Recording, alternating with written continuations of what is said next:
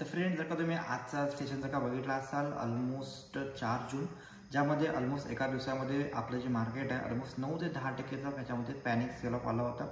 तर sale of यायचं कारण सिंपल होतं की जे करंट गव्हर्नमेंटचे होतं त्यांनी असं बोलत होते की आपकी बार 400 पार. तर 400 पार यायच्याऐवजी त्याच्यामध्ये 300 पार पण याच्यामध्ये येऊ नाही शकले. तर ते वन ऑफ द रिझन होतं. आणि त्याच्यामध्ये जर का तुम्ही बघायला गेला तर FISने भरभरून ह्याच्यामध्ये सेलिंग करून ठेवलं होतं. तर ते पण त्याच्यामध्ये आलं डायरेक्टली आणि त्याच्यामुळे ह्याच्यामध्ये मेजर पॅनिक सेल ऑफ आपल्याला बघायला भेटला. कारण की मार्केटला ऑलवेज स्टेबल गव्हर्नमेंट लागत असते आणि स्टेबल गव्हर्नमेंट जर का स्थिर सरकार जर का मार्केटला नाही भेटलं तर त्याच्यामध्ये थोडेसे प्रॉब्लेम येऊ शकतात. तर ऑलवेज फॉलो प्रॉपर टेक्निकल्स आणि फंडामेंटल्स हे बघून तुम्ही प्लॅन करू शकता. कुणाच्या तर फोमोमध्ये येऊन कुणाच्या तर न्यूज बेस येऊन जर का तुम्ही ट्रेड करायला गेला तर अप्पर्स लेवलला वरच्या लेवलला तुम्ही बाईंगमध्ये अडकू शकता.